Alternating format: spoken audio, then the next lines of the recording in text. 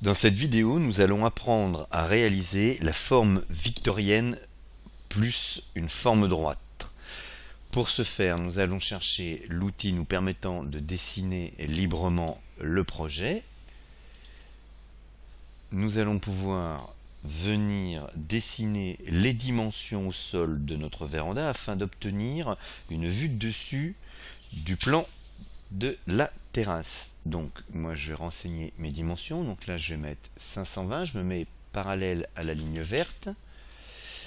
Ici je vais mettre 490. Sur le retour je vais mettre 320.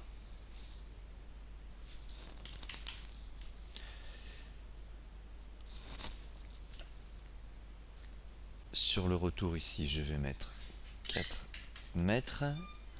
Là je vais mettre 2 mètres et je relie mes points. Nous obtenons donc la forme vue de dessus de la terrasse. À cette forme-là, je vais pouvoir la modifier. Pour ce faire, je vais venir dessiner la forme que je veux lui donner. Donc là, par exemple, je vais mettre des pans coupés à 120. Donc je dessine mes 2 points. Et je vais venir chercher l'extrémité de mon point que je viens de dessiner, la relier à l'autre extrémité des 120 que j'ai dessiné tout à l'heure. Je relie les deux et je vais pouvoir supprimer ces traits là pour donner la forme à la véranda, la forme que je souhaite à la véranda. Je recommence l'opération ici, donc 120. Voilà, je suis à l'extrémité. Je vais faire la même chose là, 120. Je viens chercher mon extrémité et la relier à l'autre. Je vais supprimer mes traits comme pour le côté précédent. Et voilà, j'obtiens la forme de ma véranda. À partir de là, une fois que j'ai obtenu la forme de ma véranda, je viens sélectionner le dessin et je vais l'élever à la hauteur sous chéneau que je souhaite en cliquant sur cette icône. Moi je vais mettre 220 d'auteur sous chéneau. Voilà la forme de ma véranda. Maintenant, deuxième opération, la réalisation de la forme de ma toiture.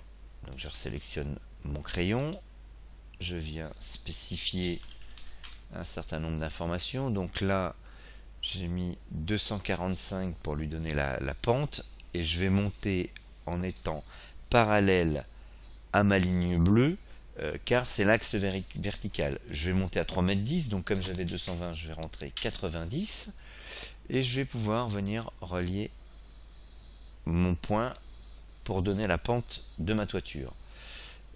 Je vais faire la même chose ici, je vais aller chercher 245 qui est le milieu de ma forme, je vais monter donc à 90 et je vais pouvoir relier mes deux extrémités.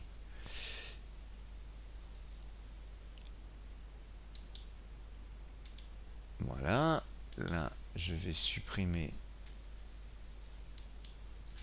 mes traits et relier le faîtage à mes points ici.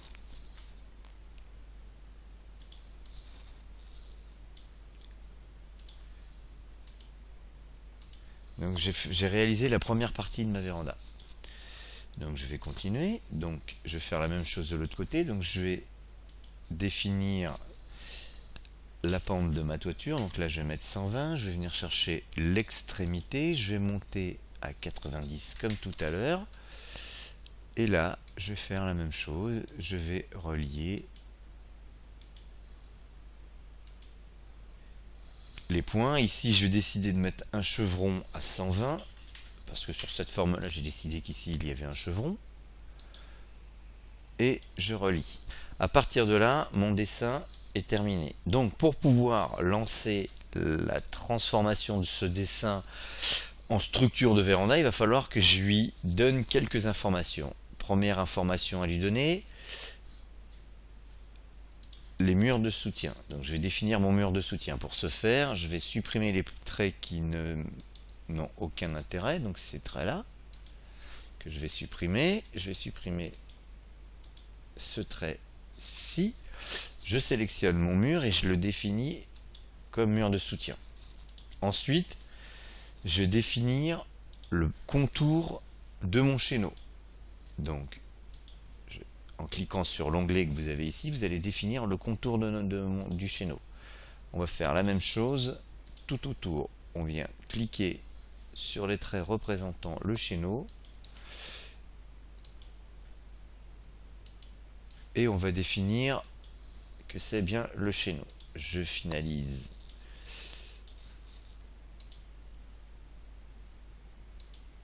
On voit si mon chéneau dessiné. Je vais maintenant définir quels sont mes faîtages. Je sélectionne mes traits représentant les faîtages et je spécifie que ce sont bien les faîtages. Je vérifie que j'ai bien dessiné le pourtour de mon chéneau, sélectionner mes faîtages et spécifier le mur de soutien. Voilà, tout est fait. Donc maintenant, je vais pouvoir transformer mon dessin SketchUp en structure de véranda. Pour ce faire, je clique sur l'icône que vous avez là, la flèche verte, et je vais avoir la transformation qui va se faire. Je choisis quelle gamme je souhaite, avec ou sans volet roulant. Je valide et l'opération va se réaliser.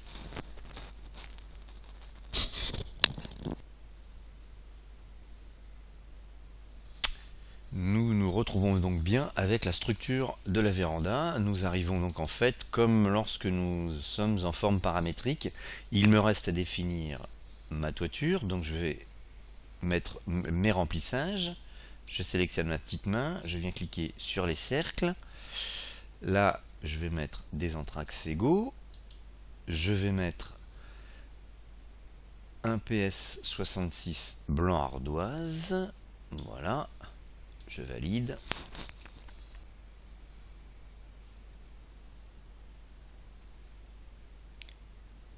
Je continue.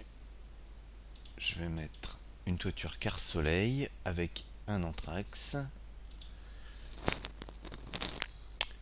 Je peux faire la même chose, donc je poursuis mon opération. Là, vous connaissez.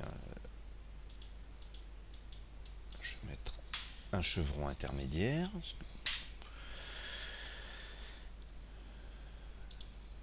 Là, pas de chevron intermédiaire.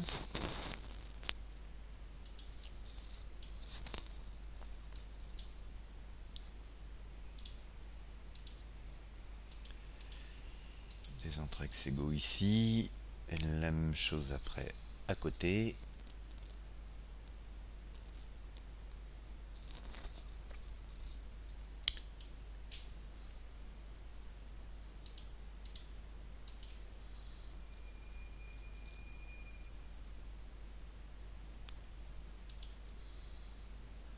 Je vais mettre un arrêtier. Et là aussi. Maintenant, je vais pouvoir ajouter mon chéneau. Je sélectionne ma véranda. Je vais cliquer sur l'icône, comme pour la forme paramétrique ici, afficher la corniche. Et je choisis quel type de corniche je veux mettre. Je valide.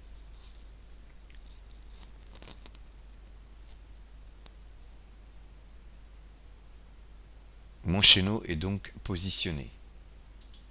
Il me reste à vous montrer comment ajouter un ouvrant sur ma véranda. Donc, contrairement à la forme paramétrique, l'ouvrant ici, je vais devoir l'étirer. Donc, je viens sélectionner de la même manière mon poteau gauche. Je vais mettre un ouvrant avec 3 vantaux coulissants. Je valide.